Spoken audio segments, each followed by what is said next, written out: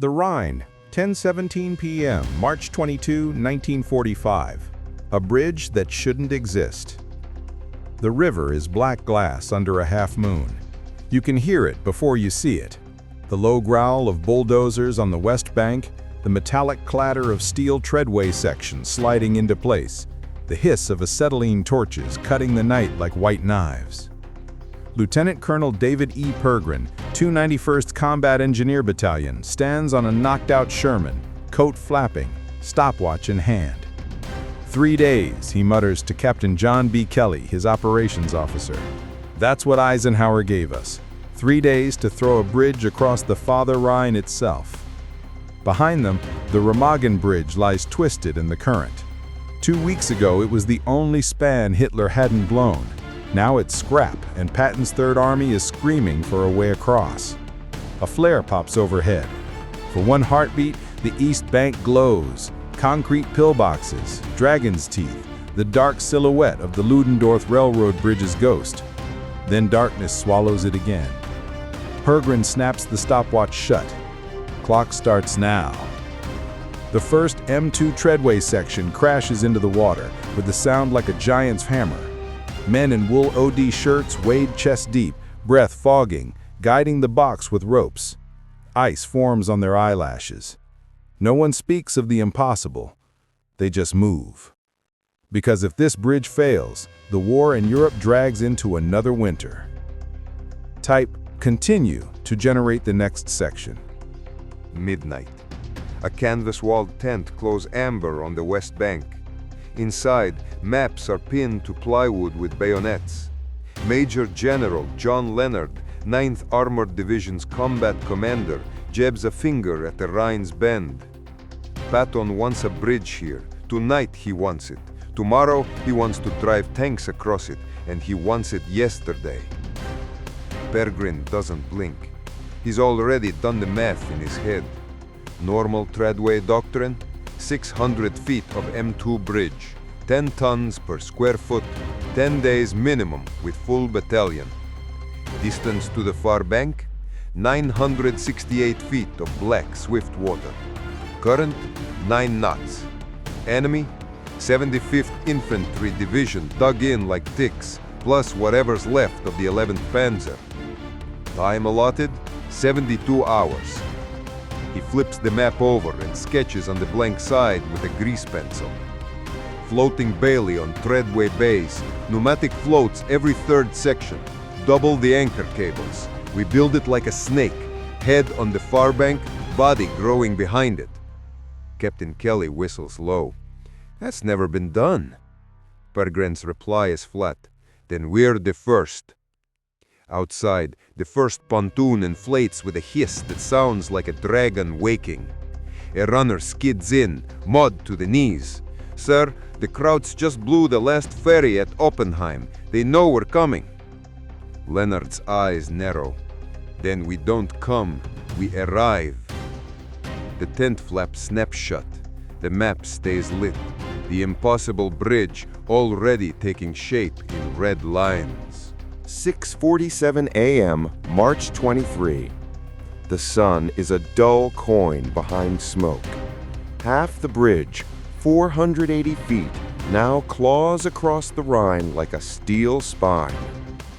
Pergrin hasn't slept. His eyes are red slits above a 3-day beard. He stands on the first completed bay, boots on wet planking, watching the far bank through a captured Zeiss scope. Movement.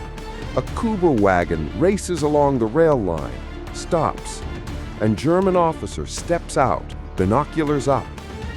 Pergrin can almost read the man's lips. Was zum Teufel? The colonel lowers the scope, turns to Kelly. They see us. They know. Kelly grins without humor. Good. Let him watch. On the east bank, the 27th Armored Infantry has carved a toe hold. 180 yards of mud and dragon's teeth. They're digging in with entrenching tools, using dead Germans as sandbags. A Sherman from C Company, 14th Tank Battalion, noses onto the bridge approach.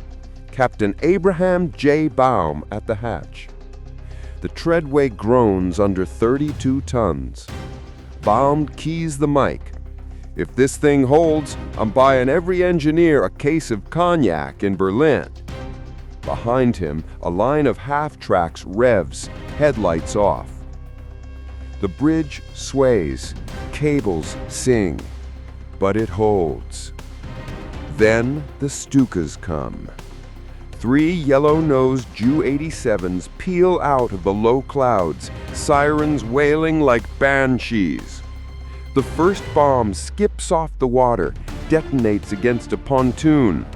The blast lifts the entire center section 6 inches, then slams it back. A welder is thrown into the river. His torch arcs like a comet. Pergrin doesn't flinch. "AAA! AAA!" Quad 50s on the west bank open up, stitching the sky. One Stuka trailing smoke spirals into the forest beyond.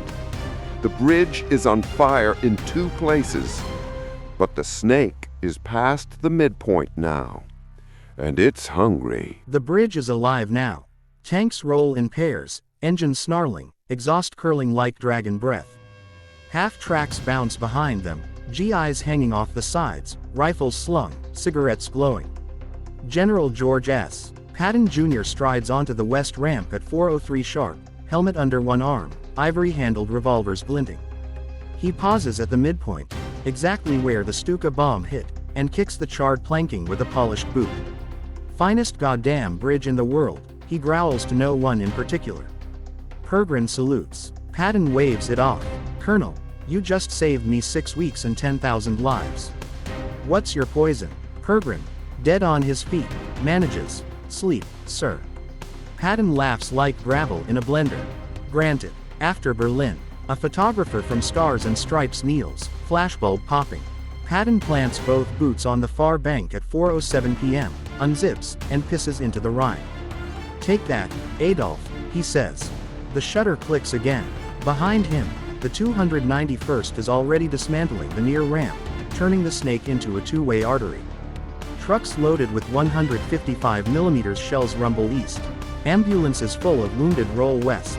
A German prisoner, hands bound, is marched past. He stares at the bridge, mouth open. One of the engineers, Private First Class Louis Moretti, Brooklyn accent thick, leans in. 3 days, pal, 3 days. The prisoner just shakes his head. The bridge is a highway now. Dust hangs in the dawn light like gold fog. Shermans, priests, and Deuce and a half stream east in an unbroken column, engines a continuous thunder. Pergrin finally sits, on an ammo crate, back against a pontoon tire. His hands shake as he lights a lucky strike. The match flares, shows hollow cheeks and eyes like bomb craters. Captain Kelly drops beside him, offers a canteen cup of coffee cut with brandy. "Drink." Doctor's orders. Pergrin sips, winces. "We lost 14. Kelly nods. "And gained a continent." Across the river, the first elements of the 11th Panzer counterattack, 3 Panthers and a company of Grenadier, probe the bridgehead at 7:52. Bombs tanks are waiting. The lead Panther brews up at 400 yards, turret flipping like a coin. The rest reverse into the woods. By 8:30, the bridgehead is 3 miles deep. Patton's forward CP is a farmhouse with a hole in the roof. He's on the phone to Bradley. "Tell like the cork's out of the bottle. Pour it on." Back on the bridge, a new sound cuts the roar. A lone Piper Cub artillery spotter buzzes overhead, wings waggling.